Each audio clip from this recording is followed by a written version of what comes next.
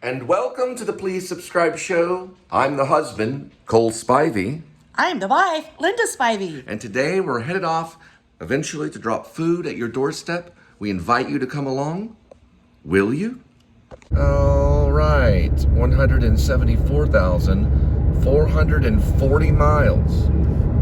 We're at 68 degrees Fahrenheit. April 14, 2023. And you guessed it, my one and only beautiful wife, Linda Spivey. And I am Cole Spivey. This is the Please Subscribe show. Eventually, sometime today, we'll be dropping food at your doorstep. Linda's got a couple of job interviews. She worked at, what was it called, Shake Shack? Yes. She worked at Shake Shack for about 20 or 30 minutes until they took her social and her ID and then returned it back to her and told her, you know, you were 30 minutes late, and then she had to leave. I wasn't 30 minutes late. How late were you? 19 minutes late? 10. 10 minutes late. So they fired her on the first day. But, you know, there's always others.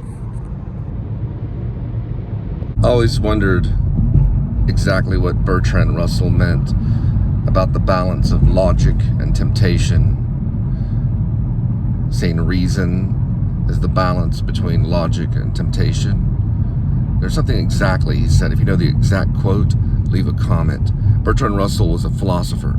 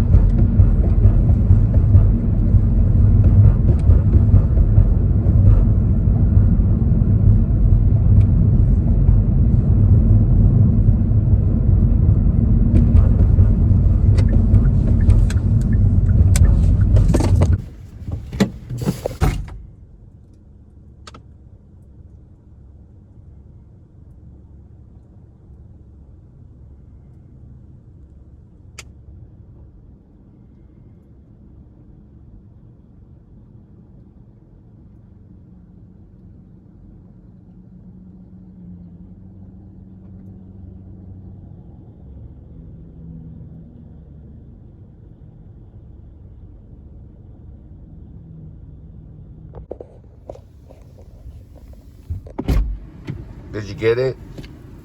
I don't know. They say anything nice? Yeah, they said nice stuff. All right, that's a good sign. All right, we made it to Yogurt Land. And Linda's a little shy about the yogurt, but I'm gonna try out the new Rocket Sorbet.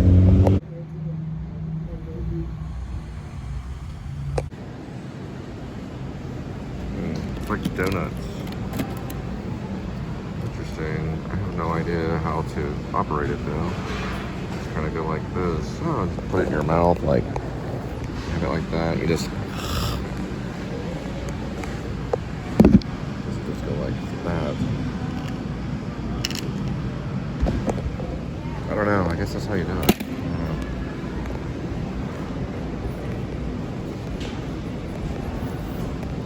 Pretty good. Sugary donut taste.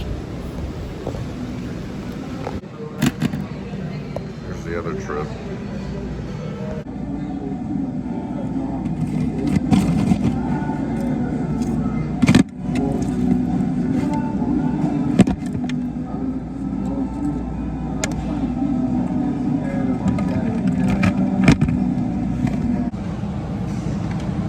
Whole Foods Green Aid. It's basically apple, celery, spinach, kale, lemon, and you shake well. It's pretty good. My only suggestion, I haven't really tasted it yet, they need to do like a banana one, a banana puree. Cold press is like a big business. It's been a big business for a long time, and it started in New York City. A lady started it using cold pressed to squeeze every single ounce of fruit into a container. So it goes through all this filtering. It's 100% natural, and it was very big in New York City. Now they had some problems with it, so it became less popular, but then it spread all throughout the nation. In the South, it's crazy. It's starting to make a comeback in New York, and I highly suggest it. This is a green aid. Greens are good, apple, all that stuff. Now, my next moment is to pick up some food and drop it off at your doorstep.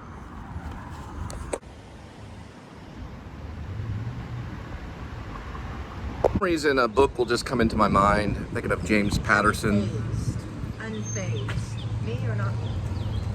James Patterson. Met him. I met him at the Bass Hall. He wrote a children's book called Maximus Ride. Gotta read it. They gotta turn it into a movie. I'd love to do it myself. If they'd give me the camera, a little bit of Martin Scorsese's money. Not all of it, just a little bit. Just $1 million. I might could do it on $1 million. Unknown actors. Maximus Ride. It's my favorite children's story. Written by James Patterson. But it's one of my favorites. I'm a big fan of a lot of other ones too. I'm trying to think of another children's story that I like. There's so many of them. Always, which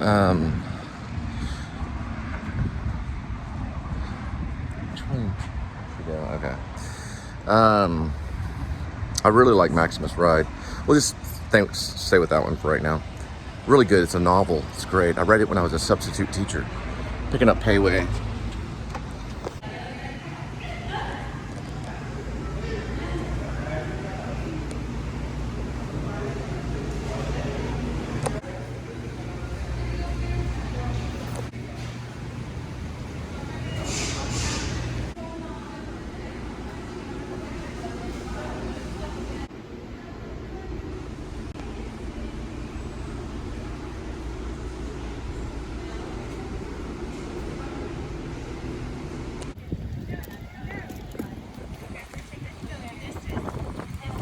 Both shoelaces, Snickles.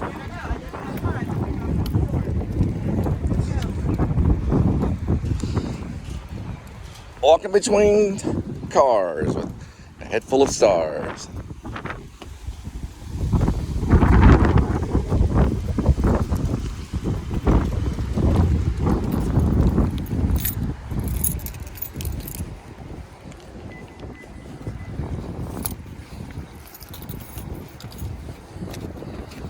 You can hear me knocking.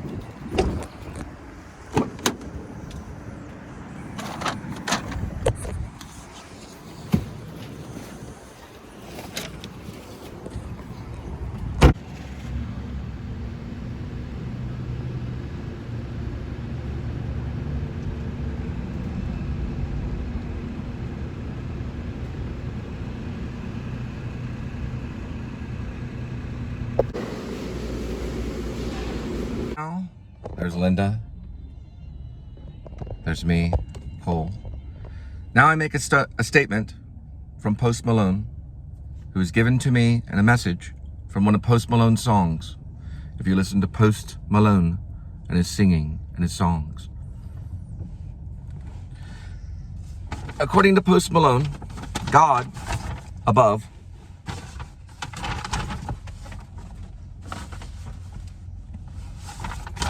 Sorry, I was looking for something. According to Post Malone, God above will test you in patience. If you follow that patience and you act upon that patience, then your dream will come true and you'll have congratulations. This is a grenade. It has apples, celery, spinach, kale, and lemon. It's from Whole Foods. So apples, celery, spinach, kale, and lemon. And it's good. It's like medicine. For all you winged creatures that are out there on the run, and you don't feel so good, because my tonsil kind of hurts. This stuff can help.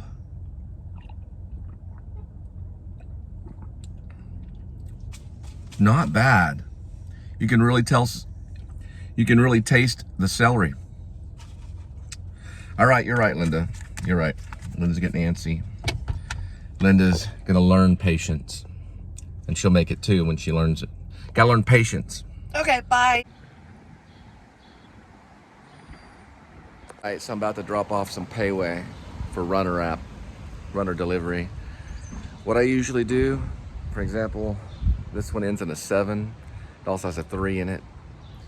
And, you know, there's the first number in it, so I'm not gonna give you that one, but you got the first floors, which are usually like a lower number. The 3's in it, so it's gonna be on the 3rd floor. So instead of climbing the 3rd floor, I check these numbers and see if it corresponds with the other numbers. So let's say the number was 1, 2, 3, all right? Well, 1, it's Linda being impatient. 1, okay, is the first part of the number. 2 means it's on the 2nd floor in some cases. So I go to the 2nd floor, but if the bottom one said 0, 2, 3, in that case, I would go to the 2nd floor. Give you another example. Let's say if one said 203, okay, then it would be the bottom floor. Let's say if it said, in some cases, 213, then it could still be the bottom floor, but if it said 223, it'd probably be the 2nd floor.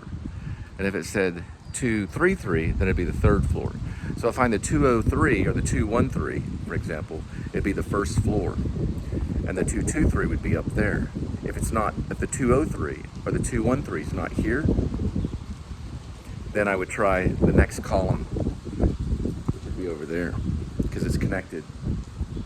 I'll keep it live and keep going to show you what I'm talking about.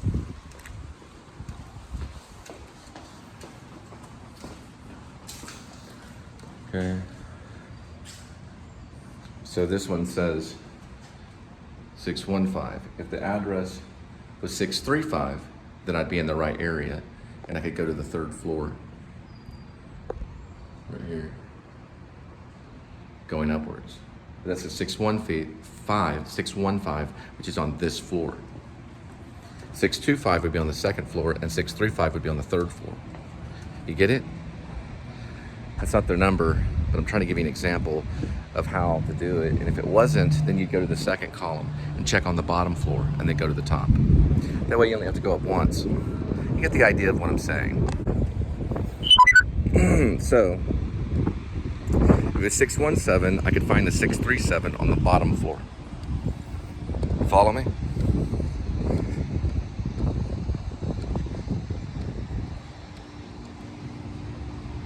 Probably. Let's say if the number was 633, then this would be the right area. Is it 613? That's 623, and on the 3rd floor it's 633.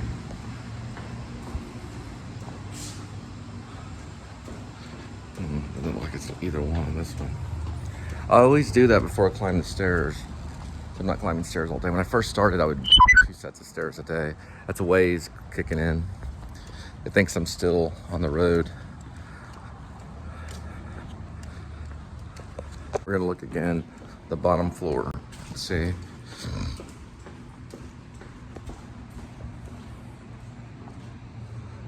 Okay, yep, got it. So now I know, because the 3rd floor, it corresponds, meaning it would correspond with that number. What was this?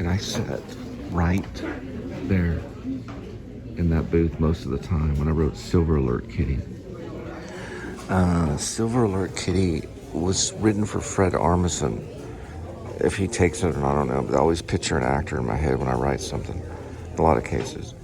It's about this comedian. He's a famous comedian that has a place in Florida, and he has I believe he has a cat, and he has a friend that lives out probably like California and stuff like that checks up on him. It's the female chick, kind of like a Carrie. Fred will know what I'm talking about. She calls him and checks up on him. There's a big hurricane coming into Florida, so he takes off. He's an older man. The character's like in his like late 60s, going into his 70s. Kind of get a little senile. So he takes the cat with him in a cat cage, an old cat carrier. He goes all the way up the northeast coast, going through Baltimore and New York. He goes all the way through there to check out filming locations of different cinematic masterpieces. And on the way, he gets pulled over by the authority figures because he has a WARRANT. And the cat's kept in the cage, but he doesn't have the cage closed properly.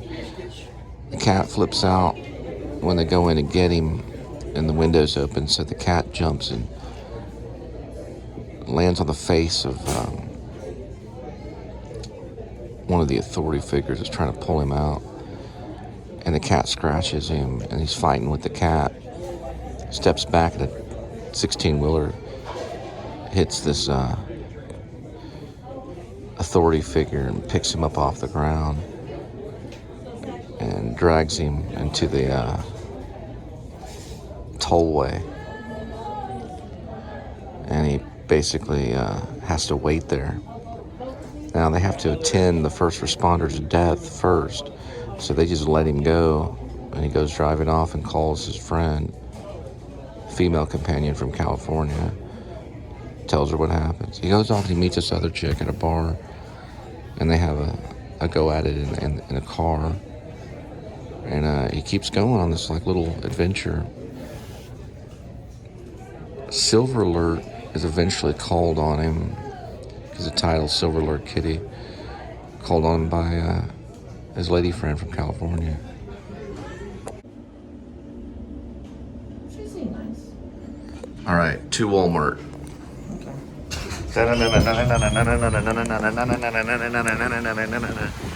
Batman. It's not exactly the Batcave, but it's the old South version. Pow!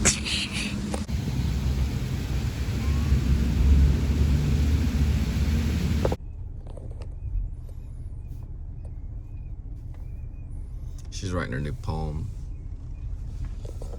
And they're all the way from Pennsylvania.